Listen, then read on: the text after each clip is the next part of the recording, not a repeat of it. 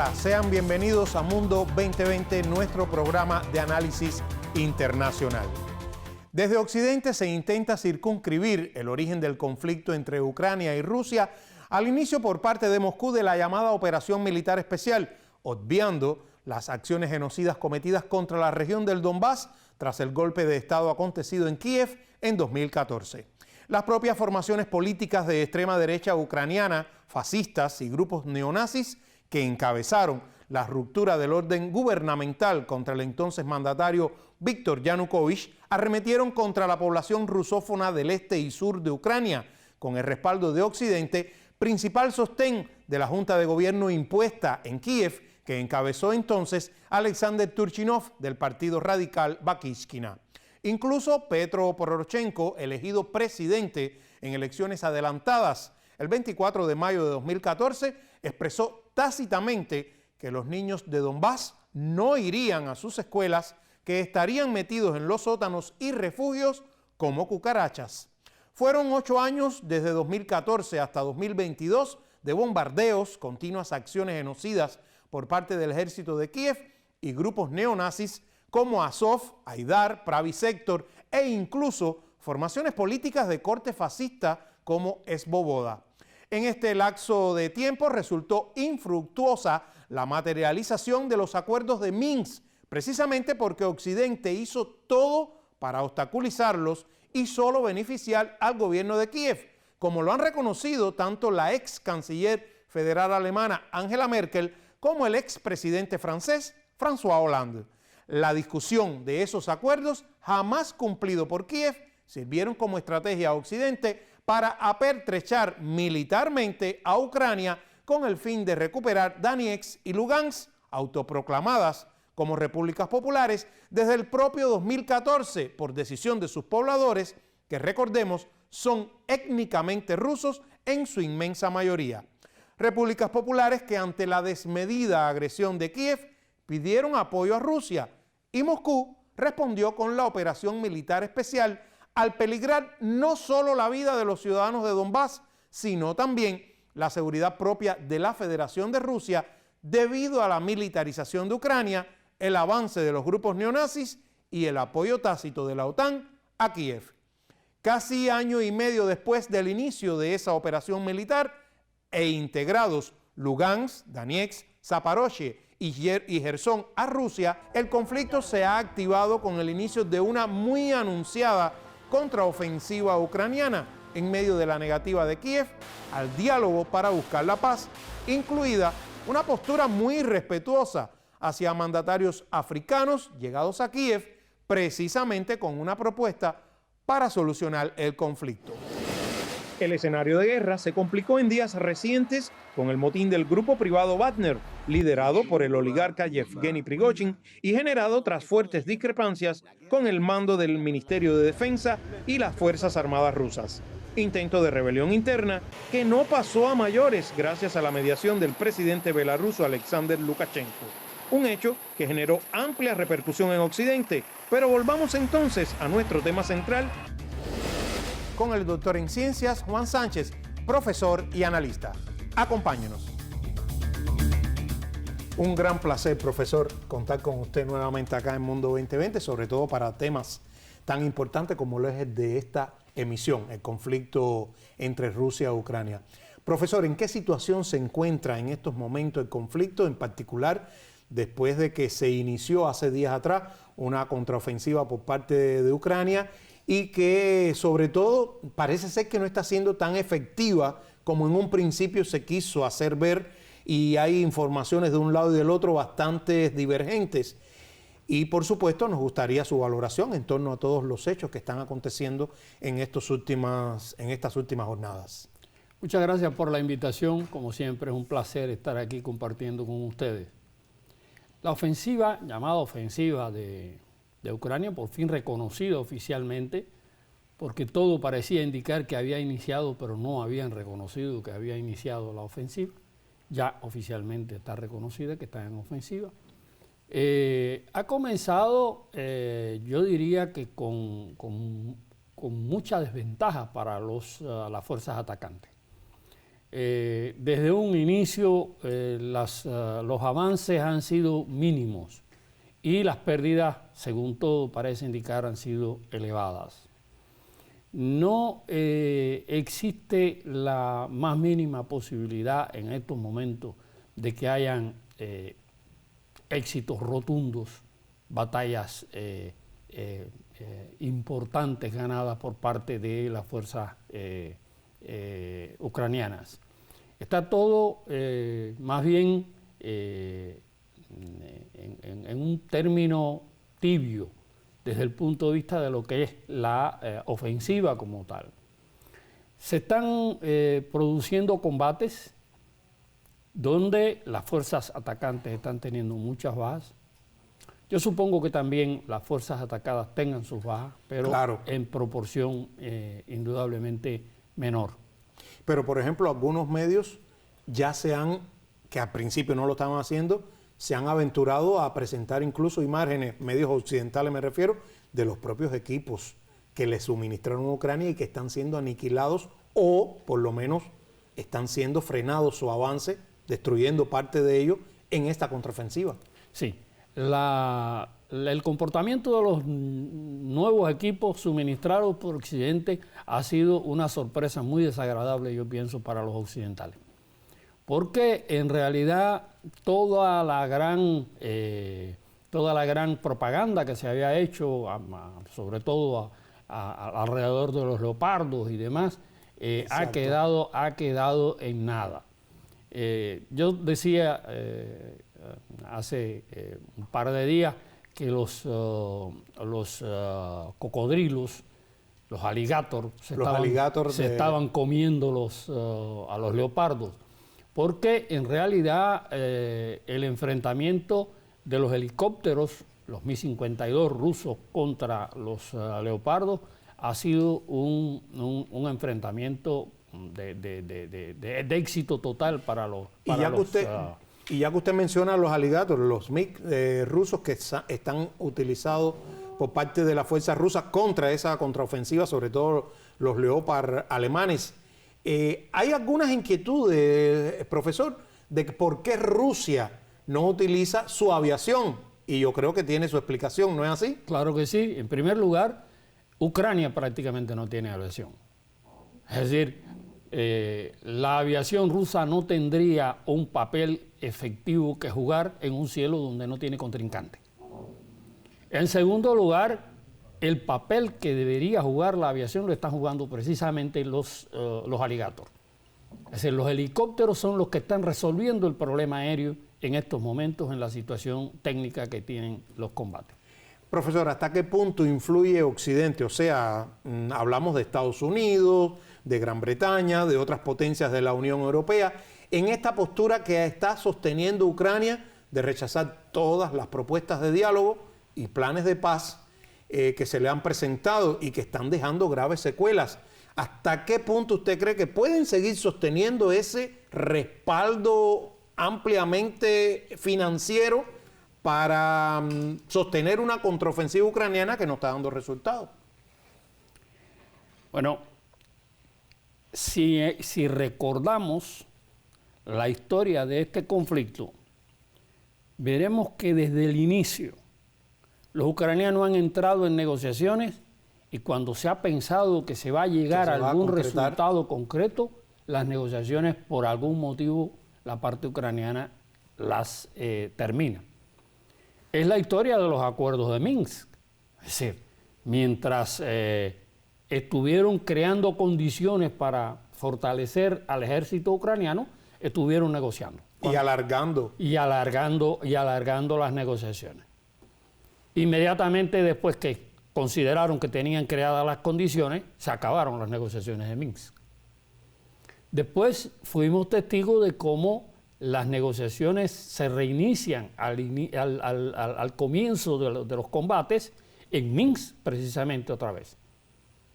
Y una vez más, esas negociaciones, después que se acordaron algunos principios, qué sé yo, fueron interrumpidas. Incluso tras esas negociaciones, Rusia decidió retirarse del flanco de Kiev, que también había avanzado, porque se había acordado. Pero además, un detalle importante, que todavía está en el aire. El principal negociador ucraniano en esos encuentros Muy cierto. fue asesinado. No se sabe por quién ni de qué manera. Ni se ha investigado. Y ni se ha investigado. Y después está el caso de las negociaciones en Turquía, que recientemente el presidente Putin presentó los acuerdos a que se habían llegado con la parte ucraniana y que fueron interrumpidos al final. Es decir, que ha sido una táctica, si se quiere, de la posición ucraniana, negociar para ganar algún tiempo, negociar para mejorar determinadas posiciones y después interrumpir esas negociaciones. Yo personalmente pienso que ese tipo de comportamiento no es un comportamiento autóctono, es un comportamiento dirigido por aquellos que son los que suministran los equipos, que son los que financian esta guerra y que son en última instancia los que técnicamente las dirigen. Y ya que estamos hablando de esas propuestas de paz o propuestas de diálogo que le han ido llegando a Kiev y que continuamente ha ido rechazando, precisamente, como bien usted dice, porque está siendo tutoriado. Este mes de junio se vivió un momento álgido cuando varios presidentes africanos, porque había varios presidentes y otros representantes de gobierno africano, llegaron para transmitir su propuesta tanto a Kiev como a Moscú. Sin embargo, hubo algunos incidentes que han sido calificados como humillantes por parte de Kiev, también en Varsovia contra una delegación de prensa y de equipo de seguridad sudafricano. Pues sencillamente es algo que lo demuestra, pero me gustaría que usted nos diera su valoración sobre un momento tan, digamos, humillante como ha sido calificado. Sí, yo pienso que el término humillante es correcto, es decir, se ha tratado de humillar a los africanos. La actitud de Occidente hacia todas las propuestas de paz, que ninguna ha venido de Occidente. Muy importante. Es decir, ninguna de las propuestas de paz ha venido de Occidente. La única propuesta, entre comillas, es la posición de Ucrania y ya. Más nadie en Occidente ha hecho una propuesta de paz, porque Occidente ha estado apostando por la guerra y no por la paz. Todas las propuestas de paz han venido de otros lugares y han venido en particular de lo que podríamos llamar el sur global. Están las propuestas de China, están las propuestas de Brasil, están las sugerencias de la India y está ahora la propuesta de África. Pero en el caso de África, se sale por encima el deseo de humillar a los dirigentes africanos. Estamos de acuerdo con usted. Primero con el comportamiento que se tuvo con la delegación, con los integrantes del cuerpo de seguridad del presidente sudafricano en Polonia. De Cyril Ramaphosa. Eso no se le hace a una delegación de ese nivel. Y después, cuando la delegación llega a Kiev, se comienza el rumor. Yo tengo como hábito guiarme siempre y seguir siempre las informaciones oficiales, porque en Internet hay tanta noticia falsa y fake news, exacto, que uno tiene que tratar de ajustarse lo más posible a la realidad buscando la información oficial. Cuando yo vi que voceros oficiales del gobierno de Ucrania declararon que los rusos habían bombardeado estando la delegación en Kiev, quedé petrificado. ¿Cómo es posible? Si Ucrania ha sido visitada por tantos jefes de estados, si Ucrania, algunos han anunciado su visita, otros le han pedido permiso a los rusos, si se quiere. Es que el asesor presidencial ucraniano, Mikhail Podolyak, dijo, que ya es lo más denigrante, que sencillamente no están a la altura, que no tienen el nivel, ni son importantes para que transmitan una posible negociación. Eso ya es denigrante, sí, y es irrespetuoso. Eso es irrespetuoso. Pero lo importante del caso es cómo ellos falsifican la realidad de la presencia de los africanos en Kiev. Porque no fue cierto, los mismos africanos lo desmintieron, que Putin hubiera bombardeado Kiev durante la presencia allí de la delegación. O sea que, para modo de conclusión, profesor, realmente no han tenido absolutamente ningún interés de sentarse a dialogar ni de aceptar ninguna propuesta de paz. Más aún, estaba leyendo algunas declaraciones de voceros oficiales que amenazaban a los africanos con cortarle la ayuda si seguían apoyando a Rusia. Apoyo que no es tal, porque los africanos en realidad lo que han mantenido, como todo el tercer mundo, es una posición neutral. Es una posición neutral y de búsqueda de paz. Profesor, le digo ahora que vamos a una pausa, pero vamos a continuar con el tema al regreso. Vamos a la pausa y en minutos estaremos de vuelta acá en Mundo 2020.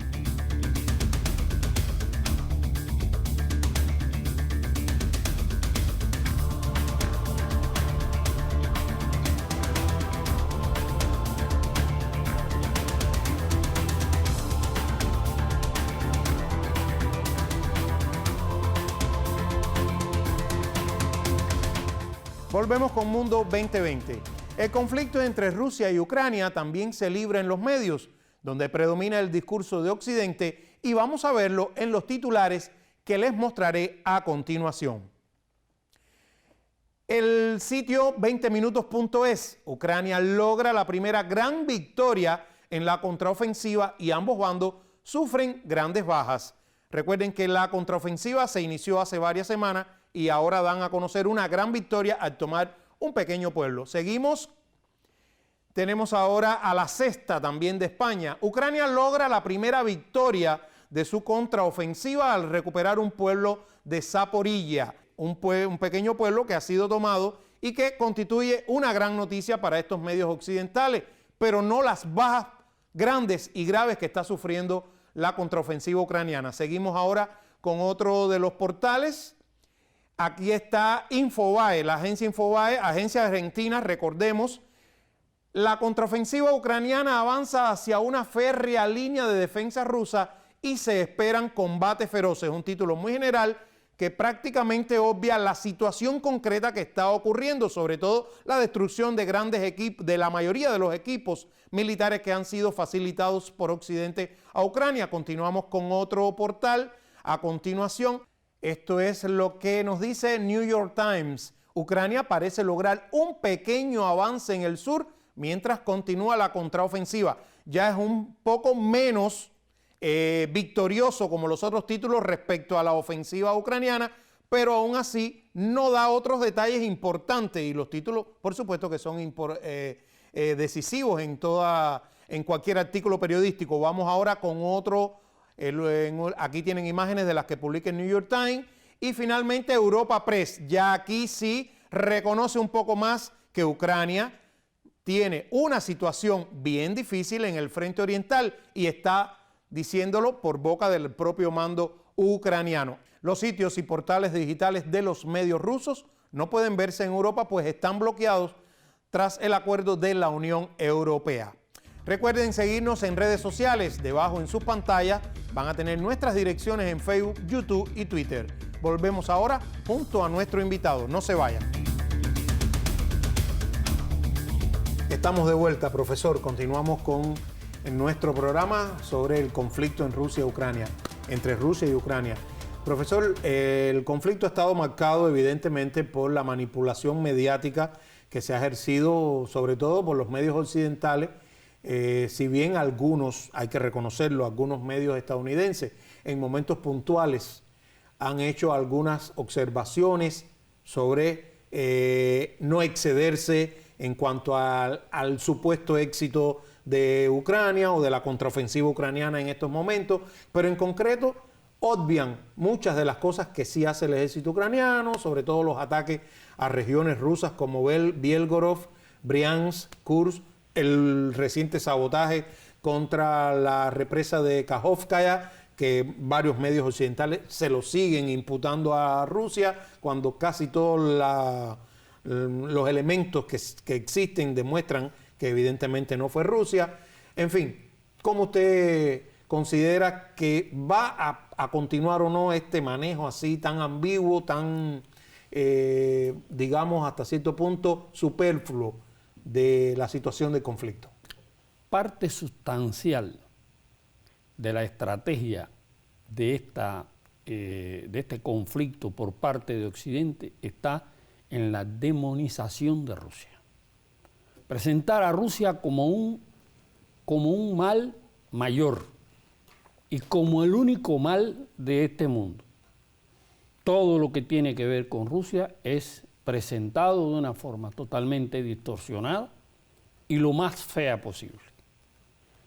Incluso aquí, en nuestro país, lo estamos viendo. Es decir, cuando miramos las noticias en Internet, vemos cómo el dinamismo en las relaciones ruso-cubanas de los últimos tiempos está siendo presentada de una forma también demonizada. Algo verdaderamente terrible. Es un intercambio comercial, unas relaciones económicas normales entre cualquier país, aquí lo están presentando como algo verdaderamente catastrófico. No aquí nosotros, sino desde el exterior, sobre las relaciones. Todo lo que tiene que ver con Rusia es en estos momentos demonizado en los medios, y eso forma parte de la estrategia de la guerra. Profesor, la Organización del Atlántico Norte, la OTAN, ya alista una próxima reunión cumbre entre sus miembros, y si bien la dirección del bloque, el propio Estados Unidos, gobierno de Estados Unidos, han adelantado que de momento Ucrania no va a ser incluido ni aprobado como miembro pleno de la OTAN, la opinión pública sí considera que el conflicto, lógicamente, sí va a estar en la agenda de esa reunión que ya está programando la OTAN. ¿Hasta qué punto pueden llegar las potencias de Occidente seguir aprobando esas cifras millonarias para financiar este conflicto? ¿Hasta qué punto la propia OTAN puede asumir todo este respaldo del conflicto? Y si usted considera que, bueno, forma parte de su estrategia y van a tratar de seguir alargando el conflicto para hacerle daño a Rusia, digamos. A jugar por las informaciones que oficialmente los propios participantes de la OTAN han estado suministrando, los recursos ya se están agotando. Aunque tienen deseos de mantenerlo porque el objetivo de debilitar al máximo a Rusia se mantiene, pero los recursos no le están respondiendo. Las declaraciones de ellos dicen que no tienen condiciones para seguir suministrando esas cantidades de armamento, esas cantidades de municiones, pero tampoco tienen muchas condiciones para seguir suministrando esas grandes cantidades de dinero. Ya las noticias están hablando de que, por ejemplo, Alemania está entrando en recesión.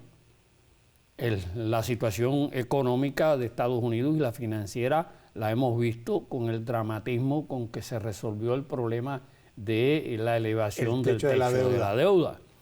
De manera que Occidente tiene fuertes límites y aunque ellos quisieran continuar para debilitar al máximo a Rusia, no tienen ya muchas posibilidades de seguirlo haciendo. Y por cierto, profesor, un debilitamiento de Rusia que parece ser no lo han logrado como ellos esperaban. No lo han logrado, no lo han logrado. Rusia ha mantenido sus niveles e incluso en algunos parámetros los ha mejorado. Y desde luego se ha buscado además socios más confiables, más sólidos. La alianza, bueno, yo le digo alianza, pero en realidad es una sociedad estratégica de Rusia con China, tiene hoy más fortaleza que al inicio de la guerra. Y un gran impacto más allá de Rusia y de China. Más allá de Rusia y de China.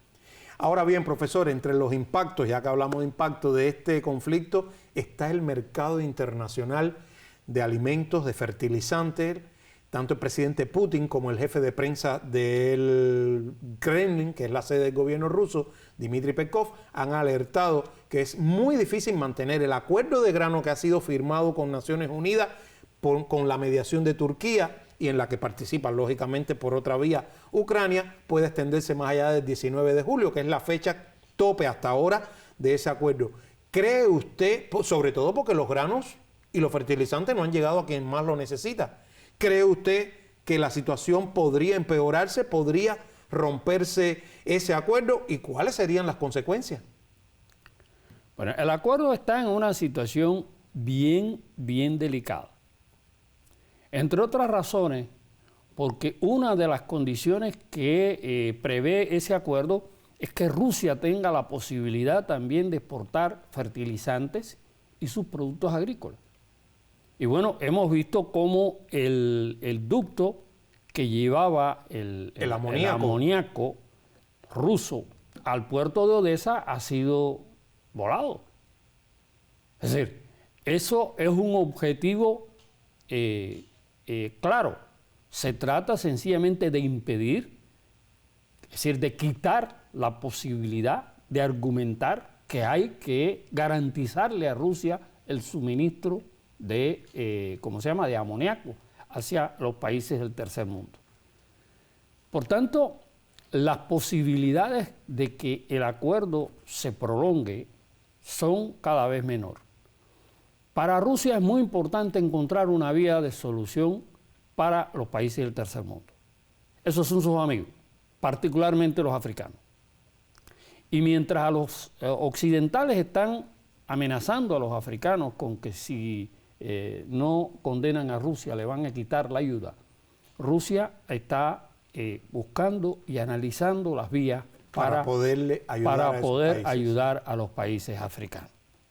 De manera que yo pienso que habrá que encontrar, y que los rusos posiblemente encuentren alguna otra vía, pero que el acuerdo como tal yo no le veo posibilidad. Profesor, muchas gracias. Como siempre, nos ha enriquecido muchísimo con todo su aporte y sobre todo con un tema tan trascendental como este del conflicto ruso-ucraniano, y por supuesto sabe que tiene las puertas abiertas de Mundo 2020 para una próxima ocasión. Hasta aquí nuestro programa en esta ocasión. Los esperamos en una próxima entrega de Mundo 2020 acá en Cubavisión Internacional.